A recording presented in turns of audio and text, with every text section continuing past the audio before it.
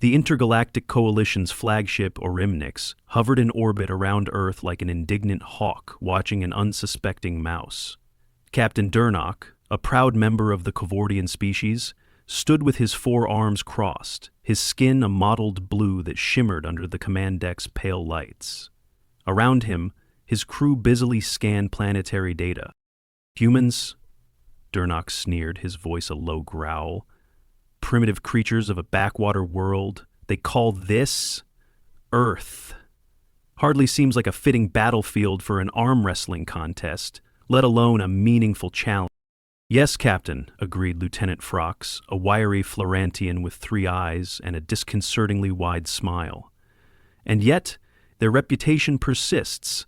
Every species we've conquered warns us about their unpredictability and resilience.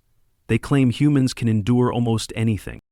Durnok smirked, exposing sharp, metallic teeth. Let them endure us, then. We shall test them.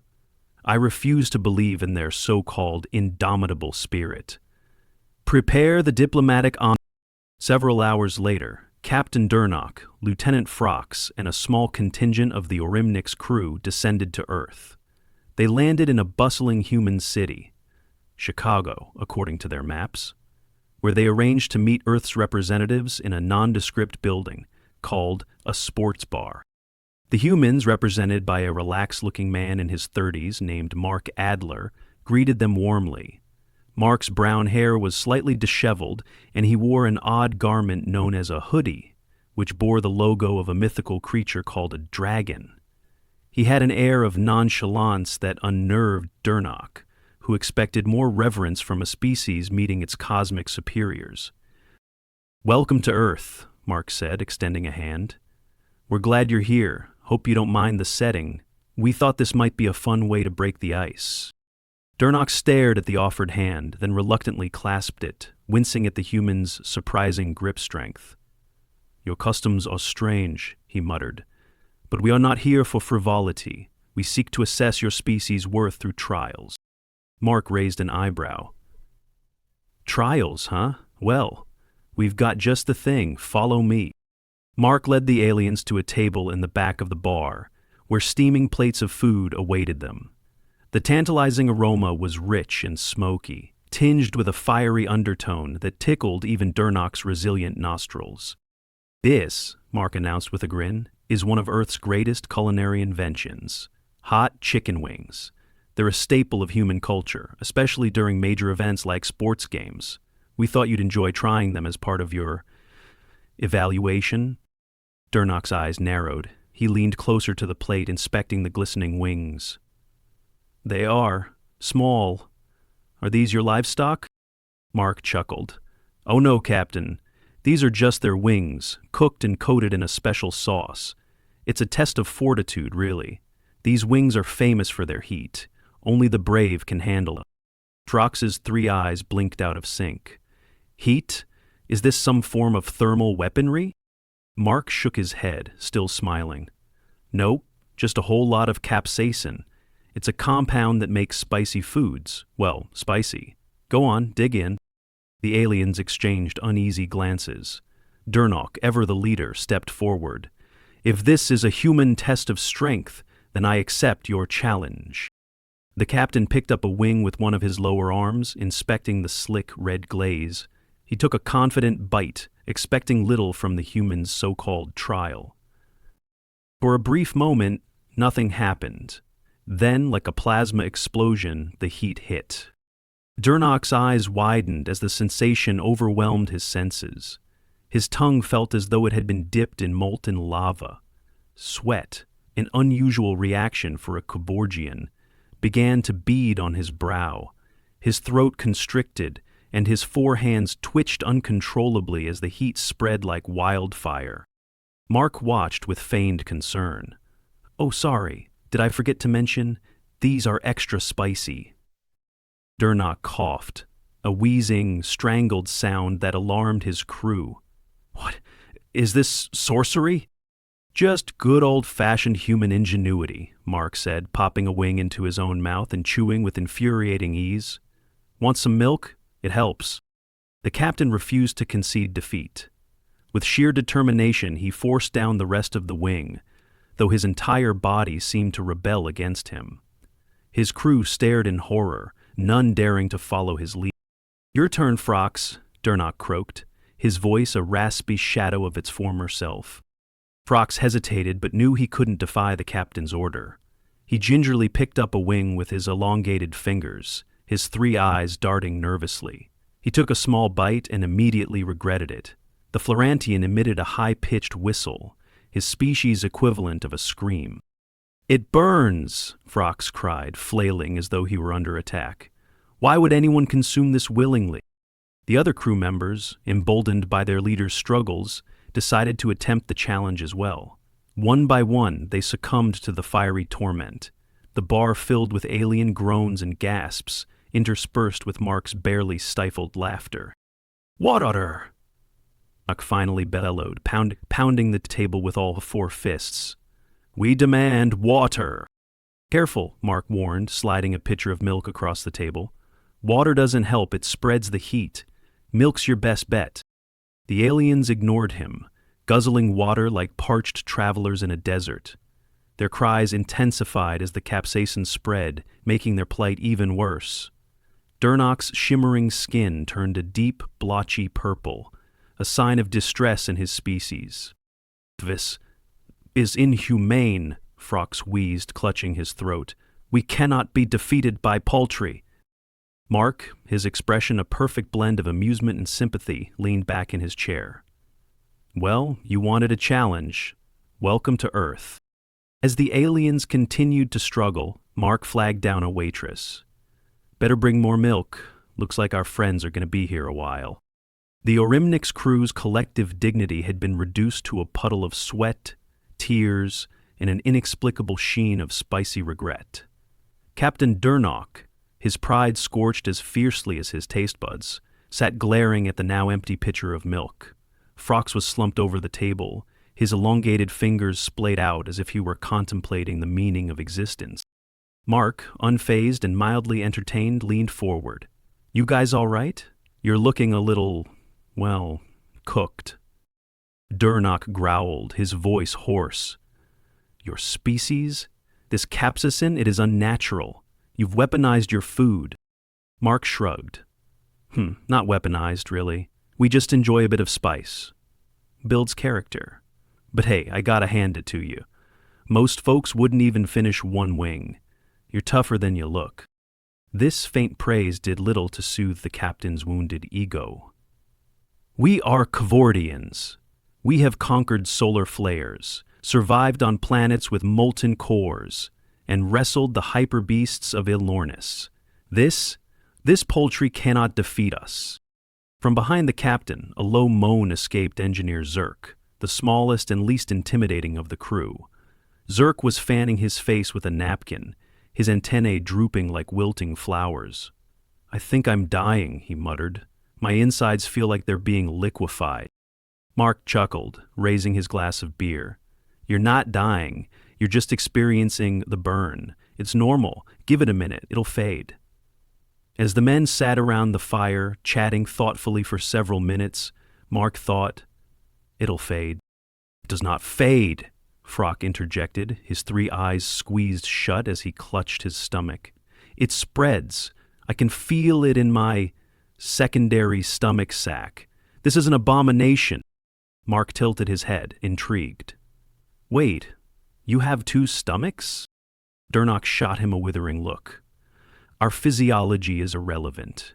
What matters is that you have subjected us to whatever this is. No species could possibly thrive on such torment." At that moment, the bar's door swung open, and a boisterous group of humans entered, laughing and chatting loudly. They wore matching jerseys emblazoned with the name Firehawks, a local sports team. One of them, a tall, broad-shouldered man named Greg, spotted the aliens and waved. "Hey, newcomers to the Spicy Wing Gauntlet, huh?" Greg called, striding over with the swagger of someone who had clearly consumed his fair share of questionable bar food. "How you holding up?" Durnock glared at him. "We are enduring." Greg grinned. "That's the spirit. You know, these wings are famous for breaking even the toughest. A buddy of mine cried for 3 hours straight the first time he tried them. 3 hours, Zirk squeaked, his voice quivering with terror. Oh yeah, Greg said, plopping down in the seat next to Mark. But you build tolerance over time. You start with the mild stuff, work your way up. By the time you hit the Inferno wings, you're basically immune. Mark leaned over and whispered, I didn't tell them there was a progression. They jumped straight to the hottest ones. Greg's eyes widened. No way, the Inferno wings? On their first try? You're insane. Durnock bristled. We are not insane. We are warriors. Your primitive avian appendages cannot... Greg interrupted, holding up his hands. Whoa, respect, I'm just saying. That's hardcore. No shame in struggling with those. As the humans discussed the intricacies of wing consumption, the aliens began to notice a new, more insidious problem brewing. What had started as an inferno in their mouths was now making its way downward. Froxwer shifted uncomfortably in his seat, his elongated torso emitting unsettling gurgles. Captain, Frox whispered, his voice tinged with panic. Something is happening. Durnock turned to him, his purple-hued face flushed even darker. What now? It's the capsaicin, Zirk interjected, clutching his midsection. It's moving. I feel like there's an angry sun inside me. Mark, overhearing the exchange, tried to offer comfort. Oh yeah, that's normal too. We call it the afterburn. Totally harmless. Well, mostly harmless. Frox looked horrified. This is not harmless. I demand medical assistance. Relax, Mark said, motioning to the waitress. Just hydrate and stay calm. You'll be fine. Greg leaned in conspiratorially. You know, the real fun begins later. Not to get too graphic, but those wings are going to come back with a vengeance. Happens to the best of us. What do you mean, come back? Durnock asked, his voice tinged with suspicion.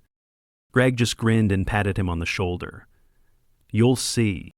The Orimnyx shot back into orbit with far less grandeur than usual. Its glowing hull gleamed under the sunlight, but inside the ship felt more like a triage center than a vessel of the Kavortian Empire. Captain Durnock sat stiffly in his command chair, every muscle in his body clenched, his forehands gripping the armrests as though sheer willpower could stop the internal inferno ravaging him. Lieutenant Frox staggered onto the bridge, his elongated frame hunched and trembling. His 3 eyes blinked in uncoordinated misery. Captain, he rasped, his voice tinged with panic. The situation, it has worsened. Durnock turned to him, his purple-tinged face glowering. Speak plainly, Frox. What do you mean, worsened?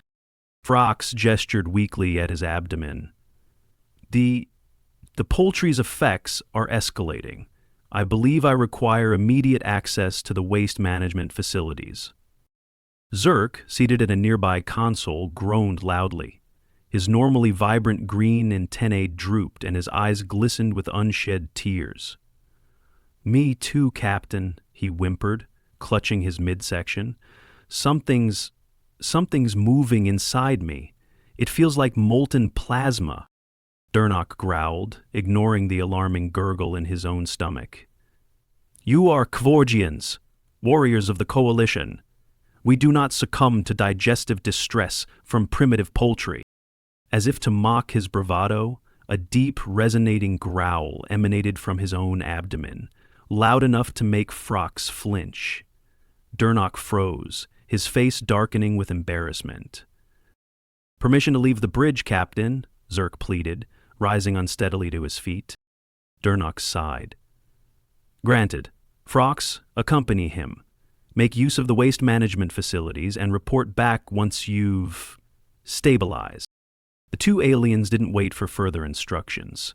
Frox staggered toward the nearest exit, his gait unsteady, while Zirk shuffled behind him, clutching his abdomen with trembling hands. Minutes later, Durnock received an urgent comm from the ship's waste management center. He tapped the control panel, and Frox's voice crackled through the speakers. Captain, this is Lieutenant Frox. We have a problem. What now? Durnock snapped, though a bead of sweat rolled down his temple. The waste management facilities are insufficient for the situation, Frox reported hesitantly. The volume of output has overwhelmed the system. What are you saying, Lieutenant? Zerk's panicked voice cut in. He's saying we broke the toilets, Captain. They're clogged. Completely clogged. A wave of disbelief crashed over Durnok. Impossible. The Orymnix is equipped with state-of-the-art bio-waste processors capable of handling any known species biology. Well, not this, Zerk wailed. The capsa said it's reacting with our digestive enzymes. The containment unit can't process it. The pressure is building! Another alarm blared, and a robotic voice filled the bridge. Warning, waste containment nearing critical capacity. Immediate intervention required. Durnok slammed a fist on the console.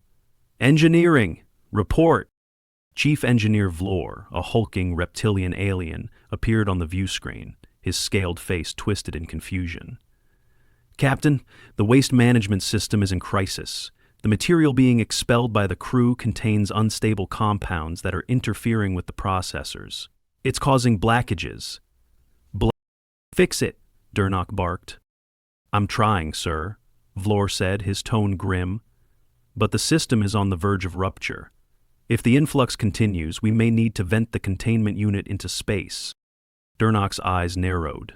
Vent it? Into space? Do you have any idea how humiliating that would be? Zerk's voice chimed in again, shrill with panic. Captain, we don't have time for pride. There's fluid leaking onto the floor. I can't... His words dissolved into incoherent muttering as the comms cut out. Another gurgling roar erupted from Durnok's abdomen, making him wince. Around him, the remaining crew exchanged uneasy glances. Several began excusing themselves from their posts, their faces pale with desperation. Frock's voice crackled back onto the comms. Captain, the facilities are completely offline. I repeat, they are non-functional. I recommend an immediate evacuation of Deck 5. Durnok pinched the bridge of his nose. Vlor, is there any way to stabilize the system? Not without releasing the current buildup, Captain. It's the only way to prevent a catastrophic failure. Durnok clenched his jaw, his pride warring with practicality. Finally, he sighed and gave the order. Do it! Vent the containment unit. Yes, sir, Vlor replied. Initiating waste ejection sequence. The bridge crew braced themselves as the ship shuddered slightly. A low rumble reverberated through the Orymnix, followed by a dull thud as the waste containment unit was jettisoned into space. The view screen displayed the glowing orange-tinted mass as it floated away, trailing faint vapors in its wake. Silence fell over the bridge, broken only by the occasional groan from the remaining crew. Durnok sank back into his chair, his pride utterly shattered. Frox staggered back onto the bridge, his uniform stained and his three eyes bloodshot. Captain, he rasped, the situation has stabilized, but Deck 5 may need to be quarantined permanently. Noted, Durnok muttered, too exhausted to care. As the Orymnix drifted further from Earth, the captain stared at the planet's serene blue surface. We will never speak of this again, he growled. Frox nodded solemnly. Agreed, sir, but, Captain, do you think the humans planned this, perhaps as a form of defense? Durnok didn't respond.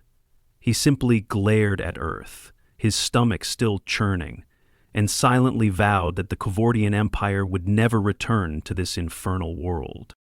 The Orymnix limped away from Earth, leaving the bright, unassuming planet far behind. Despite the ship's outward appearance of strength, its crew was a battered, demoralized shadow of its former self. Every Kevordian aboard bore the scars of their encounter, not from battle, but from a seemingly innocuous dish that would haunt their digestive systems and pride for years to come. Captain Durnok sat alone in his quarters, staring blankly at the stars. The faint hum of the engines did little to mask the occasional groans of discomfort that echoed through the corridors. The ship's waste management facilities had been sealed off for thorough decontamination, leaving temporary containment units scattered throughout the vessel. The indignity was unbearable. The door chimed softly and Phrox entered, his gait still sluggish but improved. "Captain," he said, his voice carrying an uncharacteristic hesitancy, "I thought I should report that the ship has stabilized. The waste containment unit has been purged, and engineering has begun repairs." Durnok nodded slowly. "Good.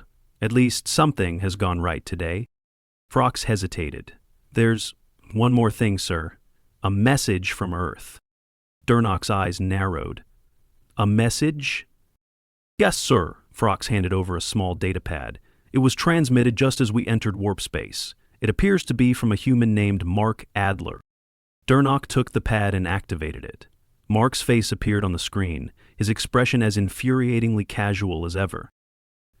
"Hey there, Captain," Mark said, raising a bottle of beer in mock salute.